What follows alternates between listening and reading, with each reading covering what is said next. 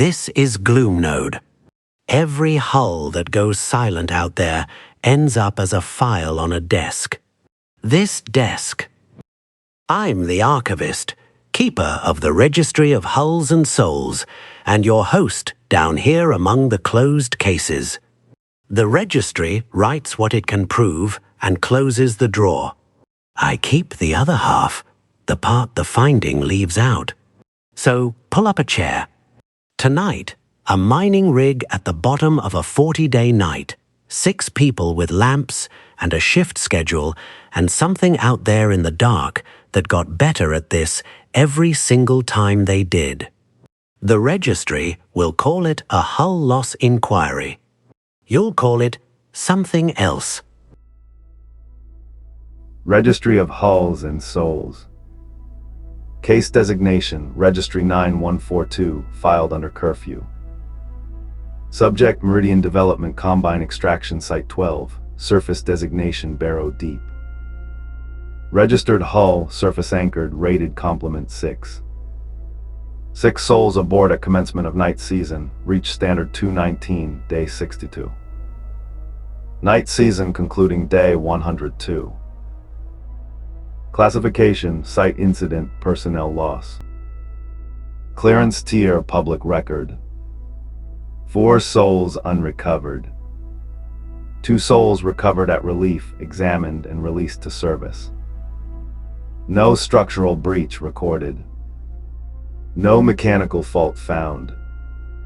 Power management protocol certified compliant with Meridian standard for night season operation. Cause of loss undetermined. Disposition closed. Site returned to production. The Registry's closed for the night, which means the archive's open. Come in, mind the stacks, and pull the door closed behind you. There's a shelf down here for the ones that don't get argued about.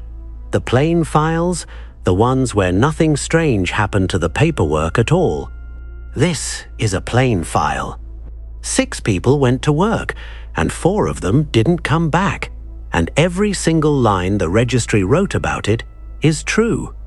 They closed it under curfew, which is a word about being indoors by a certain hour. Hold on to that. It's the only mercy in the whole drawer. Now, I'll tell you the shape of it up front, because you're going to work it out anyway, and I'd rather you spent the night watching the people than guessing the ending. 6 went into the dark season at Barrow Deep. 2 came out. There was something down there with them, and it hunted them for 38 days, and it was better at it than they were. Not smarter. I don't know that it was smart, and neither did they, and neither will you. Just better. They tried 6 different ways to stay alive, and every one of those ways worked, right up until it didn't. Nobody ever saw it. That's not me withholding. That's the file. Barrow is a rock with a long year and a longer night.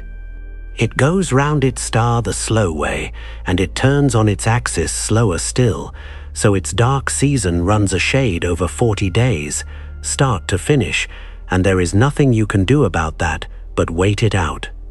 Meridian holds the lease. There's ore down there worth the trip, the dull, useful kind, the sort that ends up as somebody's hull plating and never gets a song written about it. Site 12 had been working the seam for 11 years by then. Barrow Deep, they called it, which is the sort of name a company gives a hole when nobody clever is in the room. The rig itself was a sensible thing, and I want you to see it plain, because the shape of the building is the shape of everything that happens in it. Picture a squat core, set down on the rock, mess, bunks, control, sickbay, all of it in one warm knot at the middle. Out from that core run 4 spines, long corridors on the surface, armored against the weather, each one leading to something the site needs.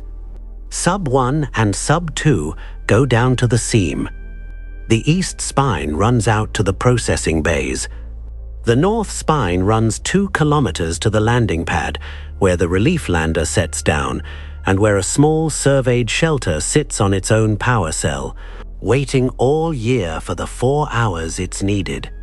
Core in the middle. Arms going out. Remember the arms. Now the part that matters, and it isn't a monster and it isn't a curse. It's a reactor. Site 12's plant was specified for daylight load, back when Meridian costed the site. Because in daylight, the surface arrays carry better than half the draw, and you don't need to build for the worst case. That's not villainy. That's a spreadsheet, and it was signed by people who never went there, and it was the correct decision by every measure the company uses. But it means that when the sun goes down for 40 days, the plant cannot hold the whole rig lit. So Meridian wrote a protocol for it, the way Meridian writes a protocol for everything. They call it sectional shutdown. The crew called it the curve. The curve is a printed sheet, and there is a copy of it taped by the mess door at every night season site in the Reach. It says which section of the rig goes dark, and on which day, all the way from the first evening to the morning, the lander comes. It's a good sheet. It's been refined over years, at 11 sites, by engineers doing honest work. It keeps the core lit, and the seam workable, and the air breathable, on a plant that can't carry all 3 at once. Everybody at Barrow Deep could recite the first 2 weeks of it from memory. It was as ordinary to them as a bus timetable. And it told them, in plain print, exactly where the dark would be, and exactly when. 6 of them that season. Sila Adeyemi ran the site, second night season, steady, the kind of lead who knows the difference between a rule and a habit, and enforces both anyway. Rhoda Iyer ran systems and comms, and kept the logs, and counted things, which is going to matter more than either of them expected. Anselm Krieg was the senior hand, 2 full night seasons behind him at other sites, and he was the crew's proof that nothing happens in the dark. He'd been in it twice, and come out twice, and had the flat, unbothered manner of a man who has already been frightened of this and got over it. Then the 3 at the working end. Corin Vale kept the machines running and had a mechanic's contempt for anything that couldn't be tightened. Yusuf Bai ran the drill face, big and slow-talking and better company than either of those things suggests. And Pim Duarte, who was 19 years old and on his first rotation anywhere, and who had spent the whole daylight season being told by the other 5 what the night was going to be like. Boring, they told him. Long. You'll play a lot of cards. That's what they told him, and they weren't lying, and every one of them believed it. So the sun went down on day 62, and it did not come up again, and Barrow Deep settled into the season the way it had 10 times before. The curve started eating sections on schedule. Day 3 took the west storage. Day 6 took the outer processing bays. It's a strange thing to live with, and they were used to it. You walk down a corridor you've walked all year, and there's a hatch at the end of it that's simply gone quiet, and the light on the panel is amber instead of green, and you don't go in, because there's nothing in there worth a lamp, and the section will be back in spring. For 9 days, it was exactly what they'd promised Pim it would be. They worked the seam, and ran the plant, and ate together, and played cards badly, and Krieg told the same 3 stories. And Rhoda logged the draw against the curve every evening, and found it within tolerance every evening. Seela's whole ambition for the season was 6 people on the lander on day 40. That was it. That was the entire want of the woman this story is about. No ambition, no secret, no grand plan. Get everybody home. I want you to hold that, because in 9 days, It's going to become the hardest job anyone on that rock ever attempted.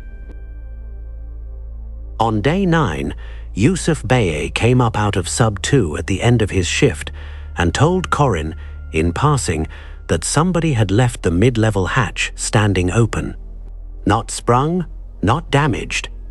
Open, swung back on its arm, the way you leave a door when your hands are full and you mean to come back through.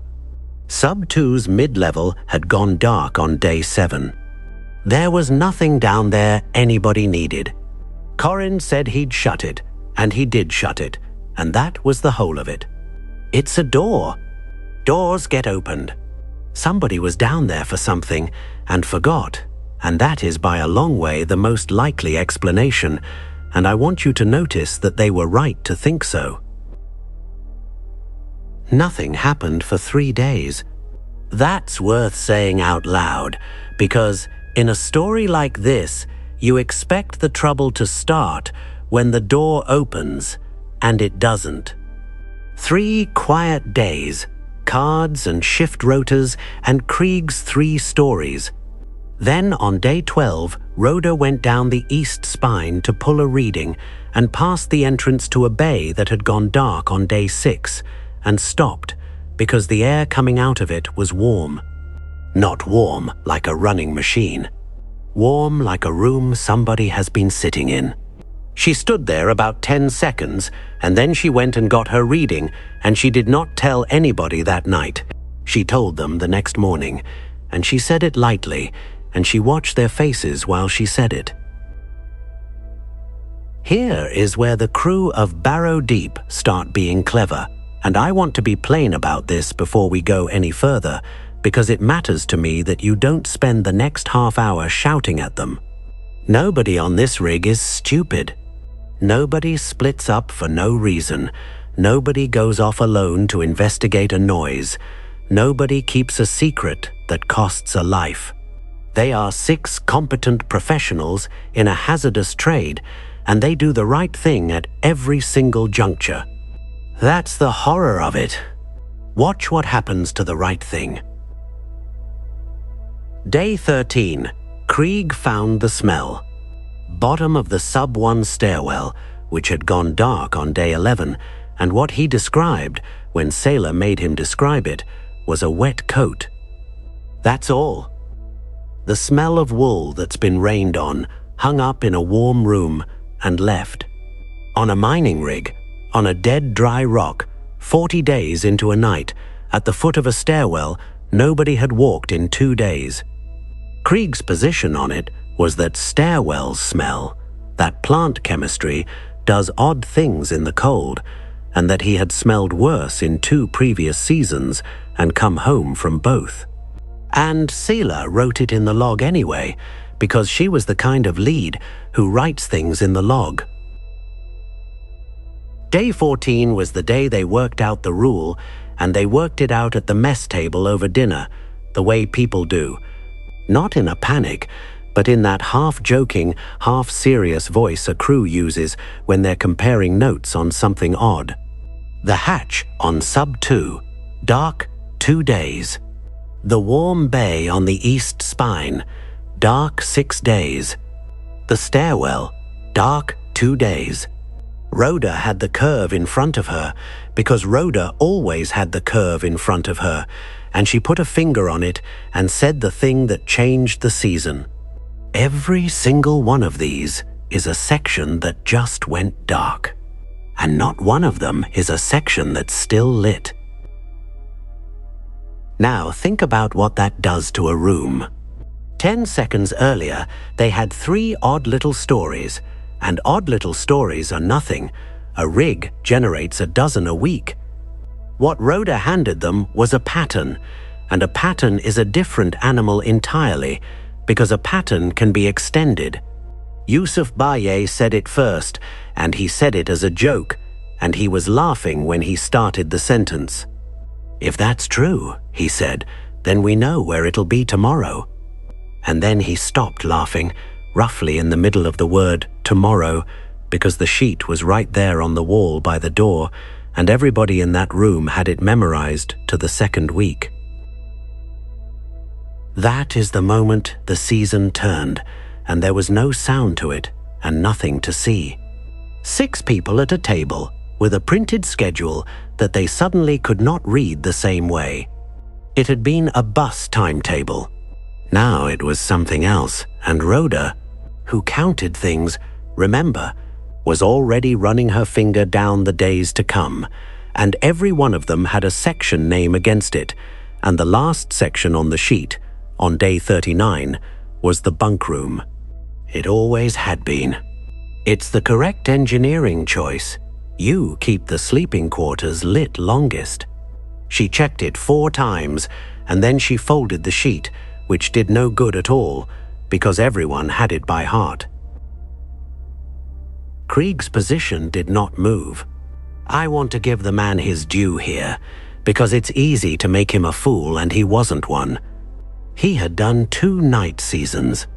He had heard rigs make noises and smelled stairwells smell and found doors open, twice, for 80 days total, and nothing had ever come of any of it. And the actual base rate of the thing they were now discussing was 0 out of every night season ever worked in the Reach. Krieg wasn't ignoring evidence. He was weighing it against everything he had, and everything he had said this was a rig being a rig. He was wrong. But he wasn't stupid, and there's a difference. And the difference is going to be the last thing he ever gets to be right about. So Sailor did the thing a good lead does with an unexplained pattern and a crew getting jumpy, which is to make a rule that costs nothing. Nobody goes into a dark section. Not for tools, not for shortcuts, not for anything short of the plant. Post the rule, hold the line, get to day 40. And it was a fine rule, and it would have worked beautifully, except for one piece of machinery that neither the rule nor anybody's good sense could argue with, and it had been sitting there in the plans since the site was built. The scrubber stack. Barrow Deep's air came off a chemical scrubber loop housed in Bay 9 off the east spine, and Bay 9 had gone dark on day 8 along with the rest of that arm. Because the loop doesn't need light, it needs a hand. Every 4th day, somebody walks out there and swaps a filter cartridge and cycles the loop by hand, and it takes about 4 minutes. And if it doesn't happen, the core stops being a place you can breathe inside a week. There is no remote for it. There is no way to bring it into the core. It was designed by people who assumed the worst thing in Bay 9 would be Bay 9. Every 4th day, somebody has to go out. Feel the shape of that. Not a monster in the corridor, a maintenance interval. Every 4th day, 6 people in a lit room have to decide which of them walks down a dark arm of the rig, alone or not, and puts a hand on a machine and comes back. And the interval doesn't care what they've worked out at dinner, and it doesn't care about Rhoda's finger on the sheet, and there is no version of the next 26 days where somebody doesn't make that walk. The dark is a place. The walk is the story. The first run under the new rule was day 14, and it was Corin Vale who went, and he went with 2 lamps and a channel open and Cellar counting on the other end, and it was fine. 4 minutes, in and out, nothing. Day 15, they ran a full inventory of every lamp and cell on the site, and there were plenty, and that was a good evening. You could feel the crew settle. They had a rule, they had light, they had a plan, and they had a rig full of batteries. Pym beat Krieg at cards twice and was insufferable about it. I want you to have that evening. It's the last uncomplicated one anybody at Barrow Deep is going to get. Day 15. Late. Rhoda was alone in control, running the evening draw against the curve, with the open channel up on the board the way it always was. The site's general channel, which stays open all season because that's how a rig talks to itself. Somebody in a bay calls out that they're moving a load. Somebody in the mess asks who took the good mug. It's a background noise you stop hearing after a week. It was carrying nothing at all, and Rhoda was watching numbers, and she had the volume up because the mess was loud through the wall. Now, the general channel is keyed. It doesn't carry room noise. Somebody has to hold a button down on a handset for the channel to be open at all. And every handset on the site is registered, and the board shows which one is keyed, always, because that's how you know who's talking when you can't hear them well. That's not a security feature. That's just how the radios work. Every rig in the Reach works that way. Rhoda knew it the way you know your own front door. The board showed a handset keyed. Bay 11, East Spine, dark since day 8. She looked at the number and did the ordinary thing, which was to assume somebody had gone out for something and clipped their handset badly. It happens constantly. A set gets knocked against a rail and keys itself, and you get 4 minutes of somebody's pocket. So she keyed back and asked who was in Bay 11. Nobody answered. And she looked at the board again, and the handset registered to Bay 11 had been in the charging rack in control, 8 feet from her chair, since day 8. She checked the rack. It was there, in its slot, dark and cold, and not keyed. And the board still said the Bay 11 set was open, and had been open now for about 90 seconds. Rhoda Iyer sat in a lit room with the door shut, 8 feet from a handset that was in her hand, and switched off, listening to a channel that a handset in Bay 11 was holding open. And she did not call the others. Not yet. She turned the volume up. There was nothing on it. That's important. No voice, no words, no message, nothing that could be argued into a recording or a fault or a ghost of the day crew. Just the small, open hiss a channel makes when there's a room on the other end of it. She listened to that for about 40 seconds, and she was starting to feel foolish, and her hand was moving toward the board to close the channel down and log it as a fault. And I want to stop us here for a second, because this next part is the first thing on Barrow Deep that cannot be argued with, and I'd like you to arrive at it the way she did. Rhoda was not frightened yet. She was annoyed. She had a fault on her board at the end of a long day, in a season where the equipment had been perfect, and she was thinking about the paperwork. That's where her head was. Right there. On the paperwork. Her hand was on the board. The hiss was doing what a hiss does. And out of that open channel, out of a bay that had been dark for 7 days, from a handset that no living hand was holding, came the sound of something breathing. 2 seconds of it. Slow and low and entirely unhurried. The sound a large thing makes at rest, close enough to the handset that the handset picked up the room around it. Then the channel closed. Not cut. Closed, the way a channel closes when a hand comes off a key. Rhoda Iyer sat in her lit room for a moment with her hand still out toward the board, and then she went and woke Seela, and the two of them woke the rest. And at 2 in the morning on day 16, the entire crew of Barrow Deep stood in the mess in their sleep clothes and listened to a recording of 41 seconds of hiss and 2 seconds of breath. Krieg said it was the pumps. He said it flatly, and he did not sound like a man who believed himself, and nobody made him say it twice.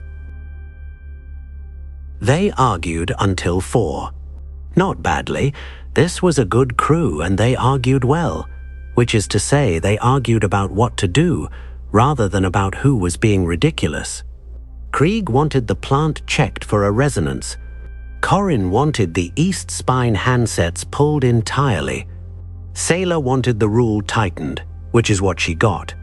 And Pim Duarte, 19 years old, sat at the end of the table and said almost nothing all night, and at the end of it, he asked one question, which was whether the loop still needed doing on day 16. It did.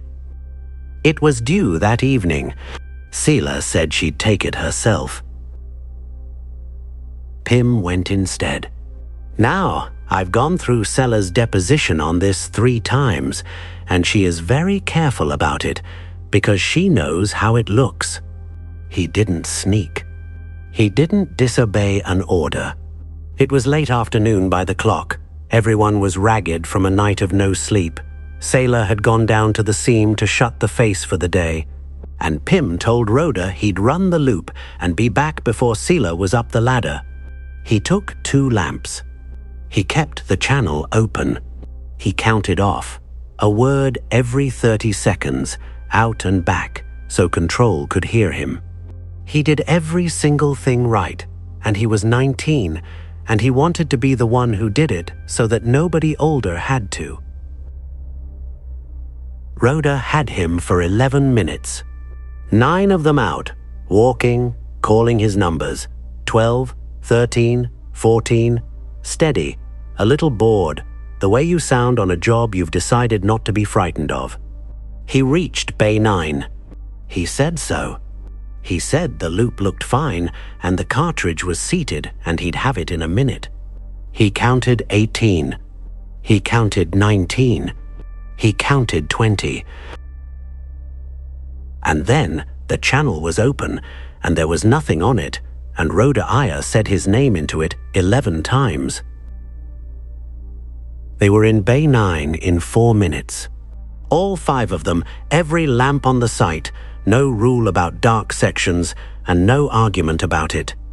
And here is what was in Bay 9. The loop cycled and closed, cartridge seated, the job finished properly. His second lamp on the deck, and his first lamp standing upright on the floor plate about 2 meters inside the door, set on its base, still burning, angled back the way he had come in. Not dropped. Not thrown. Set down, upright, and pointed at the door. Nothing else. No blood, no mark on the plating, no drag, nothing scuffed, nothing torn. His boots had a scuff pattern from walking in, and there was no scuff pattern from anything else, and the dust on that deck was 8 days undisturbed, except for 1 set of prints going in. Corin Vale, who had a mechanic's contempt for the unexplained, and had been contemptuous about all of it for a week, stood in that bay with his lamp up and looked at the dust, and then went outside into the corridor and was sick, because he was the first of them to understand what the dust meant. They searched for 9 hours. I'll spare you most of it. 5 people going through a sealed rig with lamps, calling a boy's name in dark rooms, checking hatches that were still dogged from the inside. But there are 2 things from that search you need. The first is that at hour 6, Sailor made everyone stop and sleep in shifts, and had to physically take Yusuf by the arm to do it. And Yusuf was the biggest man on that rig, and he cried like a child and let her. The second is what the search found, which was nothing. Not a trace. Not a thread. 40 days of night is a long time to hold on to the memory of a boy you can't bury. Day 17. Seela Adeyemi did the correct thing, which was to raise the relief and declare an emergency. And I want you to hear the answer she got, because it isn't cruelty, and it isn't even indifference. It's a timetable, and the timetable is physics. Barrow's relief lander comes off a Halvard orbital window, and Halvard's windows are the windows, and the next one, after day 40, is day 40, because that's what a window is. The dispatcher was decent about it. He logged the emergency, and he expressed his sympathies, and he confirmed that the lander would be on the pad at first light on day 40 as scheduled. 23 days. Nobody arrives early. You know that rule. They knew it too, and it had never once in 11 years meant anything at all. So they built a fortress, and I have to tell you it was a good one. 5 people, 23 days, and a rig they knew better than their own houses. They pulled everything they needed into the core: food, water, cells, tools, the medical stores, every lamp on the site. They dogged and cross-braced every hatch on all 4 spines, from the inside, working in pairs, in the light, in one long 20-hour push. They welded 2 of them. Rhoda rewrote the curve by hand to hold the core lit 11 days longer than Meridian's sheet allowed, by starving the seam and the processing arm entirely, and Corin nursed the plant into carrying it. They gave up the mine to keep the lights on. That's what a competent crew does. And it worked. 6 days, day 17 through day 22, and nothing happened. Nothing. They slept in one room and ate together and kept the channel closed and did not go into the dark, and the rig sat around them quiet as a garage. On the 4th day of it, Corin ran the loop with Yusuf, and it was fine, in and out, 4 minutes. On the 5th day, Krieg told one of his 3 stories, and Yusuf laughed at it. On the 6th day, Sailor Adeyemi wrote in her log that morale was recovering and that she believed the crew would make day 40, and she signed it, and she meant every word. On the evening of day 22, the core lights stuttered. Not a flicker, a stutter. The whole knot of the rig dipping and catching itself, twice, about a second apart. Corin was on his feet before the second one finished. That plant had been rock steady for 11 years, and it had just done something it had never done, and he was already saying it was a draw spike as he was going for the board. And Rhoda Aya was standing at that board looking at the draw, and the draw was flat. Nothing had pulled. There was no spike. The plant had not stuttered because something asked it for power. And while the 2 of them were looking at that, the panel in front of Rhoda showed a hatch state change on the sub-2 spine. Mid-level. The same door Yusuf Baye had found open on day 9, dogged from the inside on day 17 by Corin Vale and cross-braced with a length of channel iron, in the light, in a pair, correctly. It was open. The bracing was on the deck on the far side. Corin had put that brace on himself, and he stood there and said, out loud, to nobody, that you cannot undo that from the other side. He was right. You can't. And it was undone from the other side. Day 23, and now they had a new problem, and it was worse than the old one. Their whole fortress rested on one idea, that it was in the dark, and they were in the light, and the 2 things stayed separate. Sailor put it to them plainly at the table on the morning of day 23. They had to assume the seals meant nothing. So the rule changed again. 2 lamps each, always, on the body. Nobody moves alone, not to the head, not for a mug. And nobody, under any circumstance, enters a corridor within the hour before it goes down. That last one was Krieg's, and it was a good rule, and he was the one who thought of it, and I want that on the record. That afternoon, Corin Vale and Yusuf Bai walked the transfer corridor to bring the last of the spare cells in from the east store. Lit corridor. 9 minutes before its scheduled shutdown, well inside Krieg's rule. 2 lamps each, both men talking. Yusuf was 4 steps behind, carrying the heavier crate, and Corin was in front, and Corin said something about the crate, and Yusuf answered him. and Yusuf kept walking and talking for 4 more steps before he understood that nobody was answering back. 4 steps. In a lit corridor, with a man's lamps on him, 4 steps behind. There was no sound. Yusuf Baye heard nothing at all, and that is the part he could not get past afterwards. They found Corin Vale 19 hours later, and they found him because Rhoda was looking up. He was in the ceiling void above the transfer corridor, in the gap between the deck plate and the pressure shell, 16 feet off the floor, in a space a man cannot climb to and cannot fit through. The access ladder to that void runs up the corridor wall and stops at a hatch 11 feet up. There was blood on the rungs, not on the bottom rungs, not where a hand would grip. On the rungs above 11 feet, above the hatch, above where the ladder ends, in a place where there is nothing for a person to stand on and nothing for a person to hold. It took them 2 hours to get him down. After that, nobody at Barrow Deep walked under a ceiling the same way again. 4 of them now. Sela, Rhoda, Yusuf, Krieg. Day 24, and 16 days to the lander, and every single thing they had built was worth nothing. It wasn't in the dark, or it was, but the dark wasn't where it stayed. It wasn't slow. It wasn't loud. It could take a man in front of another man without a sound, and it could put him somewhere that no living thing on that rig had any business being. And Krieg, this is the beat I want you to hold on to. Krieg still said it. Not the pumps anymore, he'd let that go.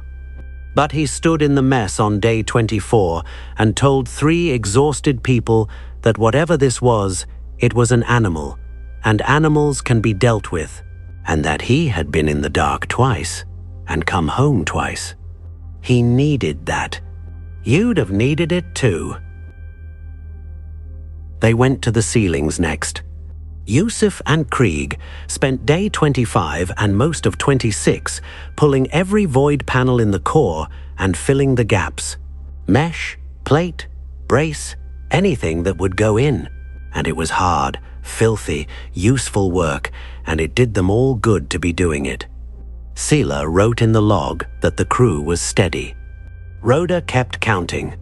On the evening of day 26, they sealed the last void panel in the mess ceiling, and Krieg signed it off, and they slept a whole night. On day 27, they started hearing it above them. Not every night. Not for long. A weight settling, somewhere in the voids over the core, the specific, unmistakable sound of a heavy thing lying down on a deck plate from underneath. Yusuf Baye heard it first and got everyone up, and they stood in the mess in the light with their heads back, 4 people looking at a ceiling, listening to something adjust its position and go still. It did not try the panels. It did not scratch or push or test the mesh. It lay there above them for about 40 minutes, and then it wasn't there anymore, and Krieg said, quietly, that it was learning the layout. And Rhoda said no. She said it already knows the layout. It's learning us. Day 28. The loop came due again, and this is where I need you to sit at that table with them. 4 people, in a lit mess, with a machine 400 meters away down a dark arm of the rig that needed a hand on it inside 12 hours, or nobody breathes past day 33. Nobody suggested not going. There was nothing to suggest. Sela said she'd go, and Yusuf said no. He said it without heat, the way you'd correct someone about a rotor. He said Sela was the lead, and the lead doesn't make that walk while there's anyone else to make it, and he was the biggest and slowest to spook. And he'd been sitting in that mess for 4 days, doing nothing, while other people did things. He wanted to go. That's the truth of it, and I've thought about it a great deal. So Yusuf Bai went to Bay 9 on the evening of day 28, with Krieg 40 meters behind him at the spine hatch, holding it open on his shoulder and a lamp in each hand, which was the best compromise 4 people could reach between not going alone and not putting 2 bodies in the same dark room. Yusuf called off every 15 seconds. He got to the bay and he pulled the cartridge and he seated the new one and he cycled the loop. That's 40 seconds of a man's own hands and his own voice. No gaps. Krieg heard all of it and Rhoda logged all of it. And then Yusuf Baye said, in a completely ordinary voice, that he was going to come back now. Krieg was 40 meters away with a hatch on his shoulder and 2 lamps up, looking straight down that corridor, and he saw nothing come and nothing go. What he heard was the sound of something being dragged. It started immediately, and it went on for a long time, away from him, deeper into the arm, and it did not stop when he shouted, and it did not speed up, and it did not falter. Anselm Krieg, who had done 2 night seasons and come home from both, stood in that hatchway with the light behind him and did not go in. And I will not say one word against him for it. Neither did the other 2, and neither will you, if you're honest. They found the trail in the morning, 3 of them together, every lamp they owned. It ran 40 feet across the deck, plating past Bay 9, and it was exactly what it looked like, and there is no gentle way to describe a thing like that, so I'll simply tell you, it ran 40 feet. And it ended at a service gap in the bulkhead where a conduit run goes through into the next void. 8 inches. The gap is 8 inches wide. Rhoda measured it and wrote the measurement in the log, because she was Rhoda, and then she stood there with the 3 of them, and nobody said the obvious thing about the gap, and I'm not going to say it either. You've already got it. That's how this works. 3 left. Day 29, 11 days to the lander. They moved into the sick bay because it had the fewest ways in. 1 door, no void above it worth the name, hard bulkhead on 3 sides, and they welded the door frame plate and cut a hand hatch in it for the loop runs, and they slept in that room together with the light on for the rest of it. Rhoda cut the curve again and starved everything but that 1 room and the plant, and Corin wasn't there to nurse the plant anymore, so Krieg learned it in a day and a half out of a manual, which he did well, and which nobody thanked him for at the time. And they posted a watch. Of course they did. 1 awake, 2 asleep, 4 hours on, in a welded room with a light on, and a door you cannot open from outside without cutting. It's the right call. It's what you'd do, and it's what I'd do, and there is not one thing wrong with it. They ran that watch for 5 nights, and it worked, the way everything they built worked, for exactly as long as it was the newest thing they'd tried. Day 34. Krieg had the middle watch, in the chair by the door, with the light on and 2 lamps beside him and a cutting torch across his knees. Sela and Rhoda were asleep 11 feet away, in the same room with the door welded in the light. Sela woke at the change of watch, because she always woke at the change of watch, and the light was on, and the door was shut, and the weld was intact, and the torch was on the deck by the chair. The chair was empty. He had not called out. 11 feet from 2 sleeping women, in a lit room with 1 door, and Anselm Krieg was simply not in it anymore. Now, they checked that room. 2 of them for 3 hours, and they were thorough because at this point, being thorough was all either of them had left. The weld was unbroken. Rhoda ran a finger over every centimeter of it. The hand hatch was dogged. The deck plates were bolted, the ceiling was meshed and braced, and Krieg himself had signed off the panel above his own chair on day 26. There is no way out of that room, and there was no way into it, and it doesn't matter, because we already know the ending of every countermeasure at Barrow Deep, and so did they. And it was standing in that room at 4 in the morning on day 34 that Sela Adeyemi finally understood the thing she'd had backwards since day 14. And I need you to notice that she doesn't figure out what it is, or where it came from, or why the light matters. She never does. Nobody ever does. What she works out is much smaller and much worse than that. She had spent 20 days thinking of the dark sections as places on a sheet that the rig switched off in a particular order. And she looked at the door of that welded room and thought about what was on the other side of the outer hull. Barrow had been in night for 34 days. The whole surface, every meter of it, in every direction, out to the horizon and past it. They had not been hiding from the dark.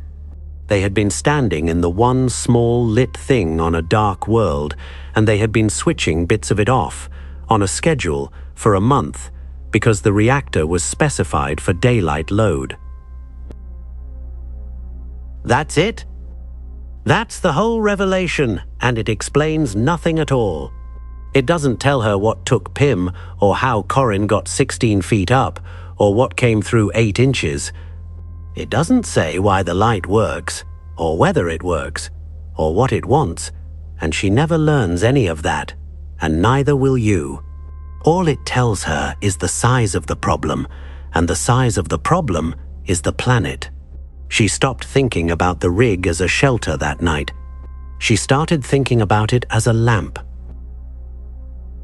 So on day 35, Sela Adeyemi and Rhoda Aya made the last plan anybody made at Barrow Deep, and it was the worst plan of the season, and it was also the only one. The pad shelter.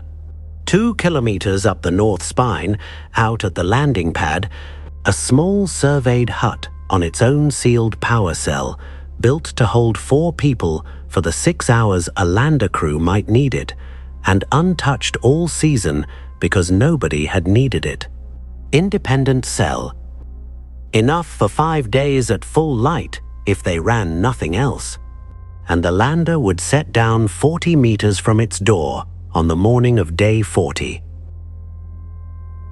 The spine was dark. Of course it was. Rhoda had switched it off herself on day 19 to save the core, in the light, in a pair, correctly.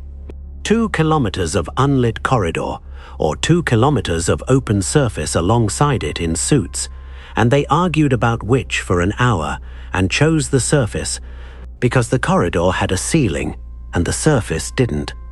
That was the whole reasoning. After 35 days, that was the best either of them could do, and I think it was right. They went out at what the clock called morning on day 36, in suits, each carrying 2 hand lamps and wearing 2 more, walking the outside line of the north spine with the rig's hull on their left and nothing on their right. 900 meters in, Rhoda's forward lamp went out. A cell, an ordinary dead cell, the most boring failure in the reach. And she swapped it while walking and didn't break stride, and Sela heard her breathing on the suit channel and heard it change, and neither of them said anything about it. 1,100 meters. 1,400. They made the shelter in 51 minutes, and they got the cell up, and they got the light on, and they dogged the door, and for about 4 hours they were fine. At the 4th hour, something put its weight against the shelter door. It did not knock. It did not push, or work at the seal, or try the hinge.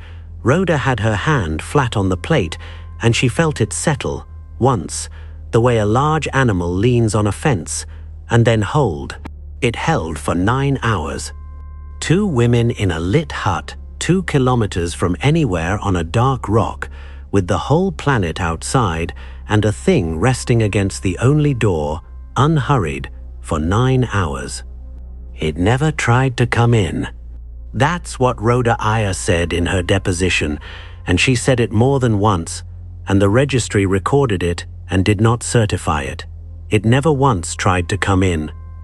It just wanted to be leaned against that door. Do what you like with that. I've had it in the drawer 11 years, and I still don't like sitting with it. 4 days in that shelter. I'm not going to walk you through all of them, because there is nothing in them but 2 people and a light and a cell counting down, and the counting is the whole of it. The cell was rated 5 days, and they were 4 days out, and Rhoda had done the arithmetic on the walk over, out loud, in her suit, which Seller said afterwards was the bravest thing she saw anybody do that season. They slept in shifts they didn't really sleep in. On the second day, it came back for 6 hours and rested against the door again. On the third day, it didn't come at all, which was worse, and they both knew it was worse, and neither of them said so. And on the morning of day 40, the sun came up over Barrow the way it does, slow and grey and absolutely on schedule, because the one thing that never failed anybody in this entire story is a timetable. The Halvard lander was on the pad at first light. 2 people walked 40 meters to it in full daylight and got aboard, and the pilot was decent to them, and there was nothing at the shelter door. No mark on the plate. No trace on the ground outside it. Rhoda went and looked, because she was Rhoda, and there was nothing to find and nothing to count, and she came back and got on the lander.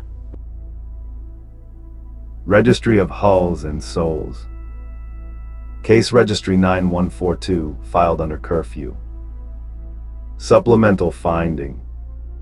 Extraction Site 12, Barrow Deep, night season concluded, reached standard 219, day 102. 4 souls unrecovered, Duart Vale Bay Krieg. 2 souls recovered at relief, examined at Calder Station, and released to service. Recovered remains 1 partial. Structural integrity certified intact. No breach recorded. Power management protocol certified compliant with Meridian Standard. Cause of loss undetermined. Depositions taken and filed. Site return to production, reached standard 219, day 119. Disposition closed. Site returned to production, day 119. 17 days. 17 days between 2 women walking off that lander and a fresh crew walking onto that rock, and I want to be fair to Meridian here, because there's no conspiracy in that number. There was an inquiry. It was a real inquiry, conducted by real people, and it found a rig with every hatch dogged and every weld intact, and no breach and no fault and no mechanism, and 4 people who were not on it and could not be found. There is no box on the form for that. So they wrote undetermined, which is the honest word, and they returned the site to production, because the site produces. Both depositions are in the drawer. Sailor Adeyemi's runs 40 pages and is very precise, and she never once speculates. She is a lead giving an account, times and positions and decisions, and the only thing she asks for at the end is that the loop interval at night sites be reviewed. It was reviewed. It was found compliant. Rhoda Iyer's is 9 pages and reads differently, and I've gone through it more times than is good for me, because Rhoda counted things and her deposition is mostly numbers. 4 steps. 16 feet. 8 inches. 11 feet from a chair. 9 hours against a door. She lays them out in a row like she's still hoping they'll add up to something. They don't. That's why they're in my half of the file and not the other one. Now here is what I have that the finding doesn't, and it isn't much, and it's the reason this file sits on my shelf and not in the general stacks. Barrow Deep has worked 11 night seasons. Meridian's own records show attrition at night season sites across the Reach, running consistently higher than daylight operation. Falls, plant accidents, exposure, the ordinary arithmetic of working a rock in the dark, and every one of those losses individually explicable and individually filed and individually correct. Site 12's numbers are not the worst in that column. They are not even unusual in it. I've sat with that column a long time. I still can't tell you whether there's anything in it. I can tell you, nobody at Meridian has ever had a reason to look, because the column balances. Krieg was not a fool. I keep coming back to him. He had done 2 night seasons and come home from both, and he stood in that mess and said, whatever this is, it's an animal, and animals can be dealt with. And he was working from every single piece of evidence a man in his trade could have, and his evidence was good, and he was wrong. That's not stupidity. That's what it looks like when the base rate finally comes for somebody. Everybody who has ever come home from a night season came home. That's the only data anybody has. It's the data Pim Duarte was given in the daylight by 5 people who loved him and were not lying to him. It'll be boring, they said. You'll play a lot of cards. They tried 6 things. Stay out of the dark. Never go alone. Seal the arms and hold the core. Lamps on the body and never enter a corridor before it goes down. Mesh the ceilings and post a watch. Leave. And every one of those worked. That's the part that goes through me every time. Not one of them was foolish, and not one of them failed on the day they thought of it. Each one bought them days. Each one was better than the last. And each one worked until it had been working long enough to be understood, and then it stopped, and somebody was gone. They weren't outmatched for strength. They were outmatched for patience by a very long way, and I don't think they ever knew that was the contest. Sela Adeyemi left the trade.